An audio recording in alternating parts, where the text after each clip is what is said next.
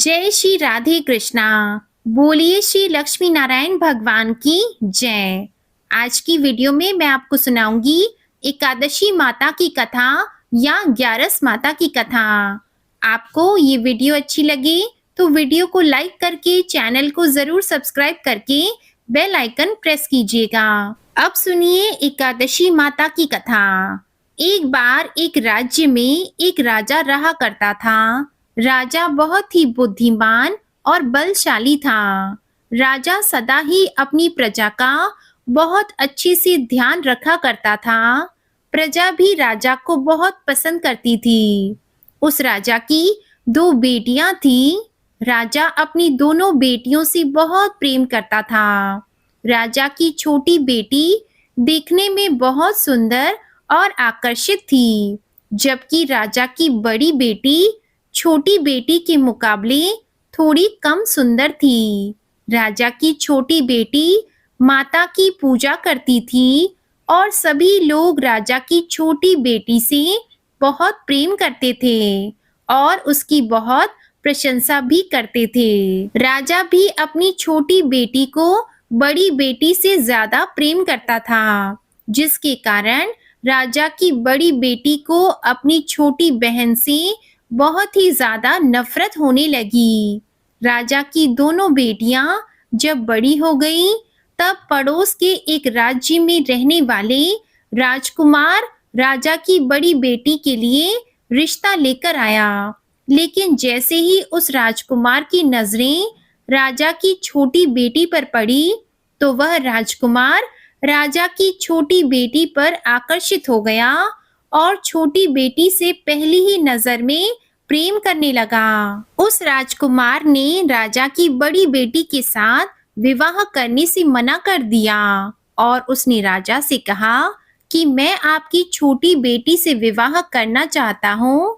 तब यह सब देखकर राजा की बड़ी बेटी अपनी छोटी बहन से बहुत ज्यादा क्रोधित हो गई और राजा की बड़ी बेटी ने अपनी छोटी बहन को अपना सबसे बड़ा दुश्मन मान लिया। राजा की बड़ी बेटी ने अपनी छोटी बहन से बदला लेने का निर्णय किया, तो राजा की बड़ी बेटी ने अपनी छोटी बहन को जान से मारने का उपाय भी सोचा। राजा की बड़ी बेटी ने अपनी छोटी बहन को मारने के लिए सबसे पहले एक लड्डू में जहर मिलाकर अपनी छोटी बहन को दे दिया और उसको लड्डू खाने के लिए कहा। लेकिन लड्डू खाने के बाद भी छोटी बहन को कुछ नहीं हुआ। बड़ी बहन यह सब देखकर बहुत आश्चर्यचकित हो गई, लेकिन बड़ी बहन ने हार नहीं मानी। जब उसकी छोटी बहन रात में कमरे में सो रही थी, तब उसके एक मटके में सांप रखकर उसके कमरे में उसने छोड़ दिया, लेकिन सांप भी छोटी बहन का कुछ नहीं कर पाया।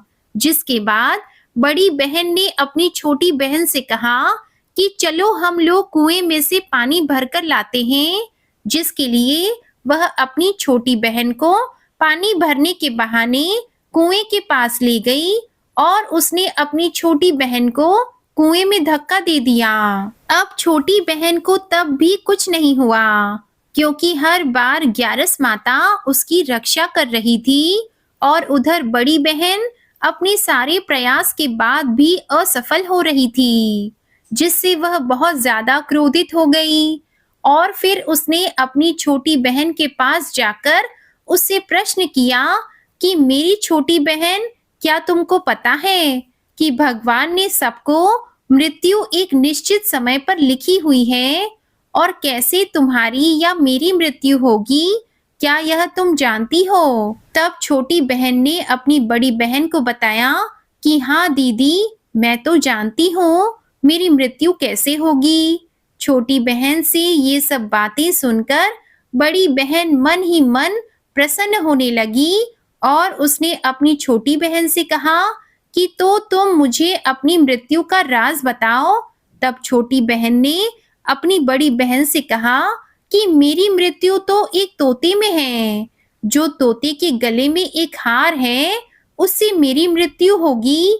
जब तक कोई भी व्यक्ति तोते को मारकर उस हार को अपने गले में पहने, तो मैं मूर्छित हो जाऊंगी और जैसे ही उस हार को अपने गले से उतारे तो मैं वापस से जीवित हो जाऊंगी। अपनी छोटी बहन की मृत्यु का राज जानकर बड़ी बहन बहुत ही खुश हुई और उसने अपनी छोटी बहन को मारने के लिए उसके पालतू तोते को ढूंढना शुरू कर दिया।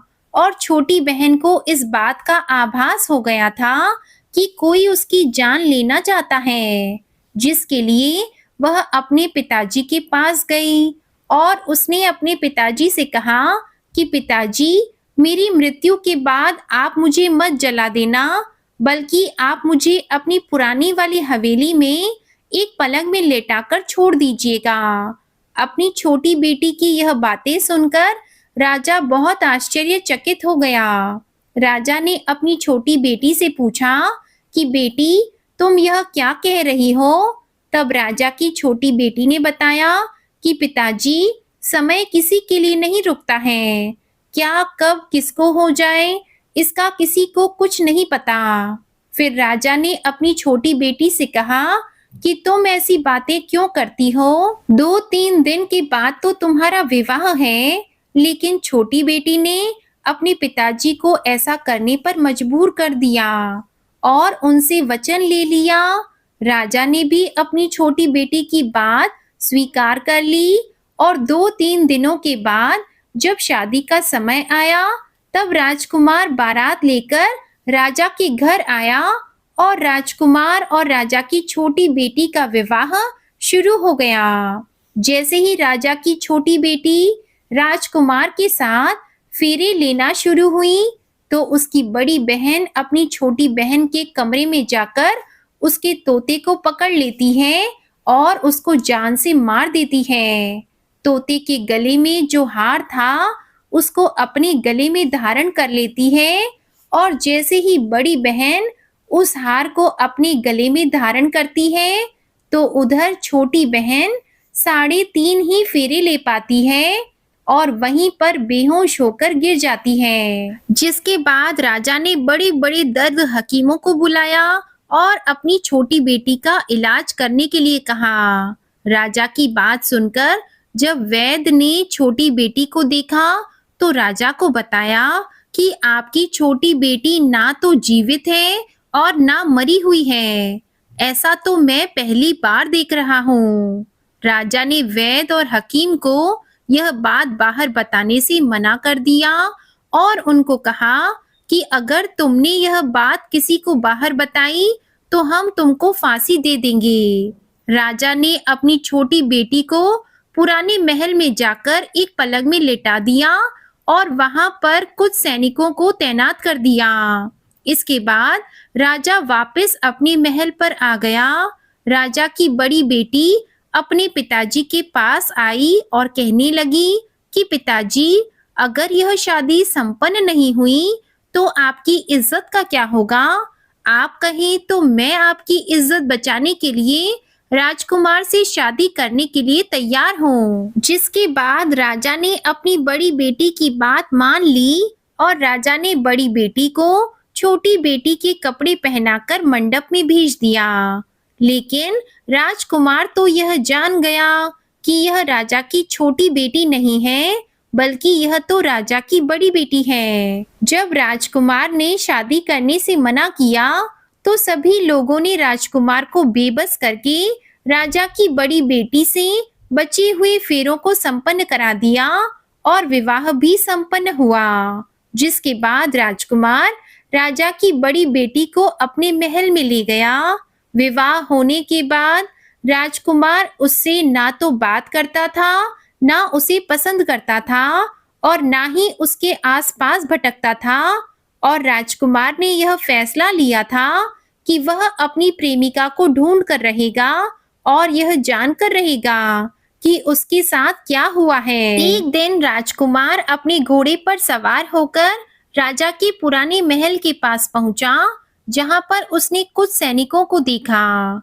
महल के पास पहुंचकर राजकुमार ने जब महल को ध्यान से देखा, तो वह समझ गया कि यह तो हमारे ससुर जी का महल है। तब राजकुमार ने सैनिकों से पूछा कि तुम लोग यहाँ क्या कर रहे हो और इस महल के अंदर उस पलंग में कौन लेटा है। जिसके बाद सैनिकों ने बताया कि यहाँ पर राजा की छोटी बेटी लेटी है। यह सुनकर राजकुमार बहुत प्रसन्न हो गया और वह तुरंत अपनी प्रेमिका के पास पहुंच गया और उसकी सेवा करने लगा। जैसे ही रात हुई तो राजा की छोटी बेटी उठकर खड़ी हो गई। राजकुमार यह देखकर बहुत खुश हो गया और उसने अपनी प्रेमिका से पूछा कि तुम यहाँ क्या कर रही हो? तुम मेरे साथ मेरे घर चलो। तब राजा की छोटी बेटी ने राजकुमार को पूरी बात बता दी कि मेरी जान तो एक तोते में बसती थी और मैंने यह बात सिर्फ अपनी बड़ी बहन को बताई थी और मुझे पता है कि उसने ही मुझे मारने का प्रयास किया है। उसके पास एक हार है जिसको वह सुबह पहन लेती है और रात को उतार देती है। जब तक वह हार को पहन कर रखती है तब तक मैं मूर्छित रहती हूँ और जैसे ही वह हार को उतार देती है तो मैं जीवित हो जाती हूँ। और जब तक मेरी बड़ी बहन के पास वह हार रहेगा तब तक मैं ऐसे ही जीवित और मूर्छित होती रहूंगी। अगर मेरी बड़ी बहन के पास जो हार है वो मेरे हाथ लग जाए तो मैं हमेशा के लिए जीवित हो जाऊंगी। राजकुमार यह सब बातें सुनकर राजा की छोटी बेटी के पास रहने का निर्णय कर लेता है और उसने अपने बचे हुए सारे फेरे उस पलंग में लेटी हुई राजकुमार की छोटी बेटी के साथ ले लिए और अपना विवाह पूर्ण कर लिया और वहीं पर वह रहने लगा। देखते ही देखते कुछ समय के बाद में राजा की छोटी बेटी और राजकुमार की पत्नी गर्भवती हो गई। एक दिन राजकुमार को किसी काम से बाहर जाना पड़ा। तब छोटी बहन के पेट में बहुत तेजी से दर्द होने लगा, जिसके बाद उसने माता का आह्वान किया और वहां माता प्रकट हुई। उन्होंने अपने भक्तन के दर्द को दूर किया और उसे एक पुत्र की प्राप्ति करवाई। और वहीं पर अचानक से राजकुमार भी आ गया। राजकुमार ने ग्यारस माता को देखा तो वह आश्चर्यचकित रह गया। उसने तुरंत ग्यारस माता को प्रणाम किया और ग्यारस माता ने राजकुमार से कहा, जब तुम्हारा पुत्र 5 वर्ष का हो जाए तो तुम आकर अपनी पत्नी का हार इसके गले में डाल देना। और देखते ही देखते राजकुमार और राजा की छोटी बेटी का पुत्र 5 वर्ष का हो जाता है। तो राजकुमार अपने बेटे से कहता है कि बेटा, मैं कुछ काम से बाहर जा रहा हूँ, तुम अपनी माता का ध्यान रखना। और वहां से वह चला जाता है। राजकुमार को बाहर निकलता देखकर बड़ी बहन के सैनिक जाकर सारी बातें बड़ी बहन को बता देते हैं, जिसके बाद बड़ी बहन अपनी छोटी बहन के पुत्र को वहां से उठवा लेती है और उसको मरवा देती है। छोटी बेटी के पुत्र के 2 टुकड़े करवा देती है। पहला टुकड़ा चक्के के पास छुपा देती है और दूसरा टुकड़ा अपने पलंग के नीचे रख लेती है।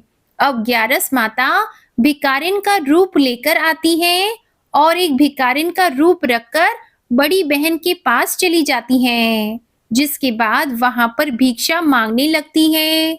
तो बड़ी बहन अपने नौकरों से कहती है कि जाकर भिक्षा दे दो।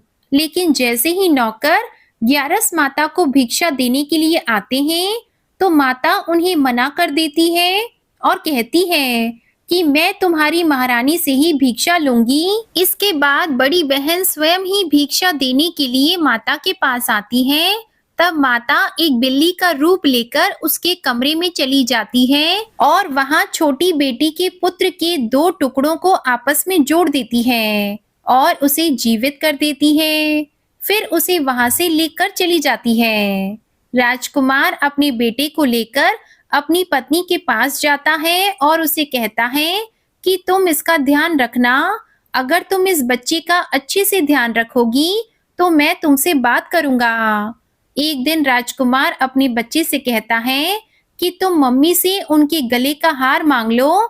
तो अपने पिता की बात मानकर राजकुमार का लड़का अपनी मम्मी के पास जाता है और कहता है कि मम्मी, मुझे तुम्हारा हार चाहिए। यह सुनकर पहले तो बड़ी बहन बहुत ही क्रोधित होती है, पर उसको यह याद आता है कि राजकुमार ने कहा था कि अगर मैं इस बच्चे का अच्छे से ध्यान रखूंगी तो वह मुझसे बात करेंगे, जिसके कारण वह हार उस बच्चे को दे देती है और वह तुरंत हार को ले जाकर अपने पिताजी को दे देता है। तभी राजकुमार अपने बेटे को लेकर वहां से जाने लगता है और अपनी पत्नी से कहता है कि तुम हमारे लिए खाना बनाकर रखना, मैं शाम को आकर तुम्हारे साथ खाना खाऊंगा। और वह अपने बेटे को लेकर वहां से चला जाता है, जिसके बाद वह राजा के पास जाता है और उनको सारी बातें बता देता है। अब राजा अपनी बड़ी बेटी की यह करतूत सुनकर बहुत ज्यादा क्रोधित होते हैं और अपनी ही परवरिश पर दोष देने लगते हैं। राजकुमार को अपनी छोटी बेटी के साथ रहने के लिए आदेश भी देते हैं। इस प्रकार ग्यारस माता की कृपा से राजकुमार और राजा की छोटी बेटी सुखपूर्वक रहने लगे। प्रेम से बोलिए एकादशी माता की जय। प्रेम से बोलिए माता लक्ष्मी जी और भगवान विष्णु जी की जय। ये कथा आपको पसंद आई हो तो इस वीडियो को लाइक करके ज्यादा से ज्यादा शेयर कीजिएगा और हमारे चैनल पर अगर आप नए हैं तो इस चैनल को सब्सक्राइब जरूर कीजिएगा और बेल आइकन भी प्रेस कीजिएगा। जय श्री कृष्णा, राधे राधे।